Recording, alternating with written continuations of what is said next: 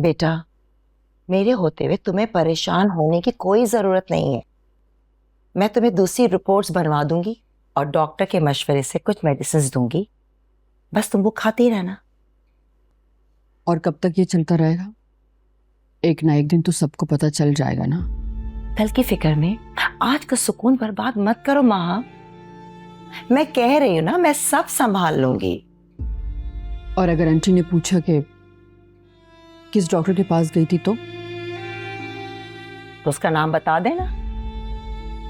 क्या हो गया अम्मी?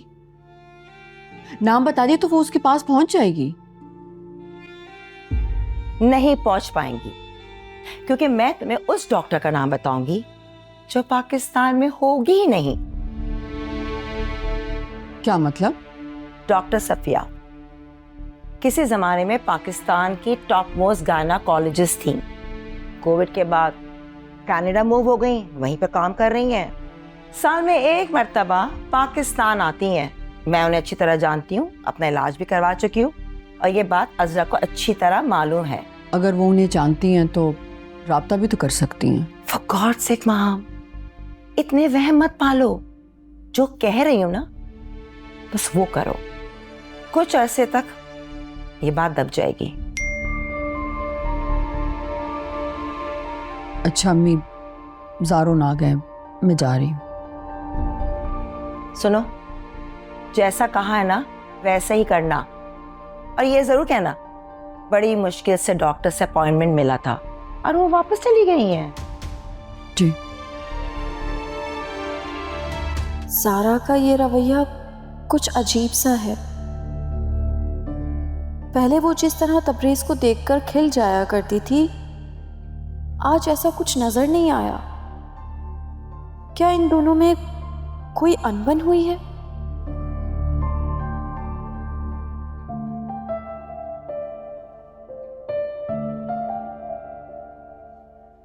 तबरेज़ की निगाहें हमेशा मुझे कुछ कहती नज़र आती थीं, क्योंकि इसने ज़बान से कुछ नहीं कहा, मगर इसके अंदाज बताते थे कि वो मुझे पसंद करता है।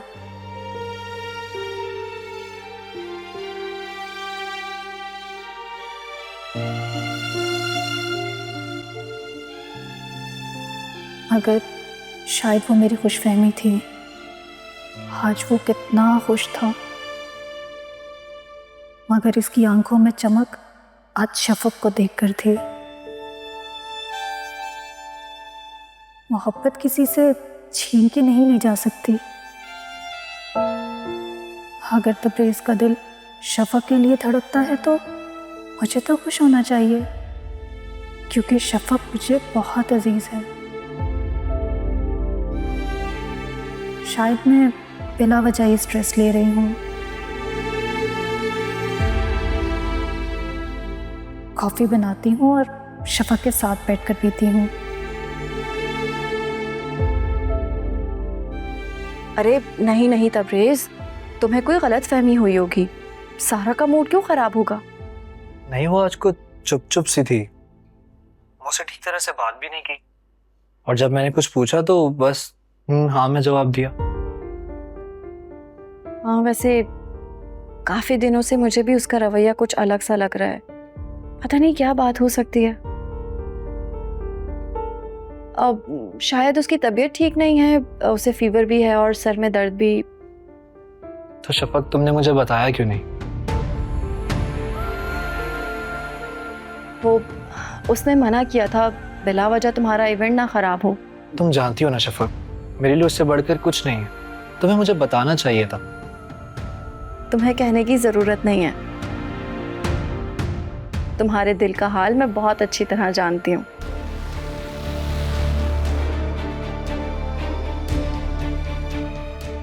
ज़ारा आती है ना तो मैं पूछ कर बताती हूँ। नहीं नहीं, अभी नहीं करना। मैं कल आऊंगा फ्लावर्स लेके, समझा करो ना। इसी बहाने उससे मुलाकात का मौका भी मिल जाएगा। बहुत चालाक हो तुम। बाद में बात करती हूँ। अल्लाह हाफिज।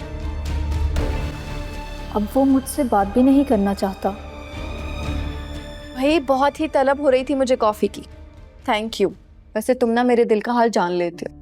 मगर ये ना जान पाई कि तुमने अपने दिल में तबरेज़ को बसा रखा है, लेकिन तुम मुझसे अपने दिल की हर बात छुपाती हो। बिल्कुल भी नहीं, मैंने तुमसे कभी कोई बात नहीं छुपाई। वैसे कॉफी अच्छी है।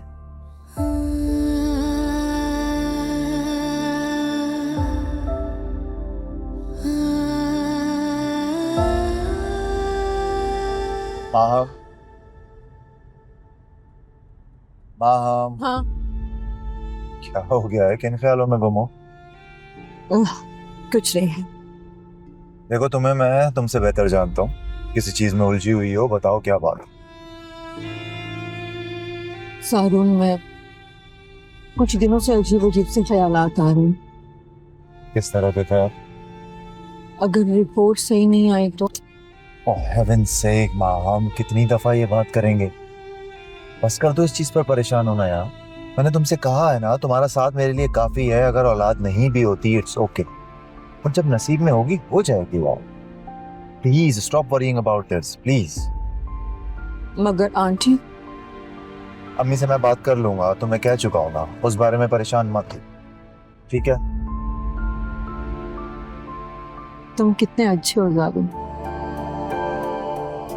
और मैं कितनी खुशकिस्मत हूँ जो मुझे तुम जैसा जीवन साथी मिली। हाँ, प्लीज आइंदा ये बात मत करना, ठीक है? अस्सलाम वालेकुम फुप्पो। वालेकुम अस्सलाम बेटा, जीती रहो। तुम क्या सुबह सुबह कामों में लग जाते हो? फुप्पो, ये कौन सा बड़ा काम है? और वैसे भी आप तो मुझे कोई काम ही नहीं करने देती। घर में इतने मुलाजिम हैं, वो किस लिए? हाँ, तो मुलाजिम बाकी घर के काम करे ना। मुझे आपके काम करके सच में बहुत सुकून मिलता है। आप मुझे मना मत कीजिएगा प्लीज। जैसा तुम्हारी मर्जी। जब बाबा होते थे ना, तो उनके सारे काम करके मुझे बहुत अच्छा लगता था, लेकिन अब बाबा की जगह आप है ना। बेटा, मैं तुम्हारे बाबा की जगह तो नहीं ले सकती, लेकिन उनकी कमी पूरी करने की कोशिश जरूर करूंगी।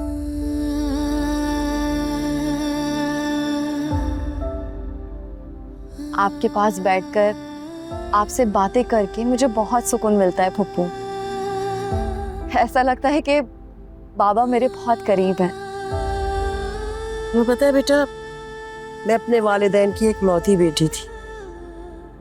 ना मेरा कोई भाई ना बहन, लेकिन शादी के बाद जब नूर भाई ने मेरे सर पे पहली दफा हाथ रखा ना,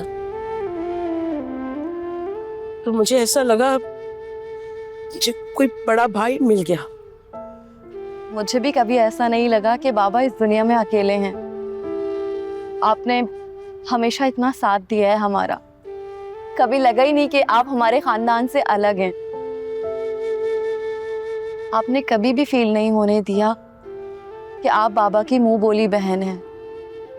और मुझे भी कभी एहसास नहीं हुआ कि मेरी एक ही बेटी है। हमेशा ऐसा लगा मेरी दो बेटियां हैं।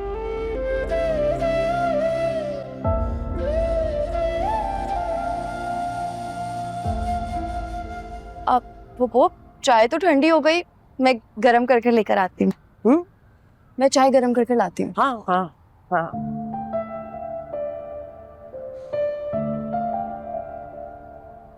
आज तक माहम को कभी तौफीक नहीं हुई कि वो मुझे चाय का एक कप बना के दे दे, फारिग औकात में मेरे पास आके बैठ जाए।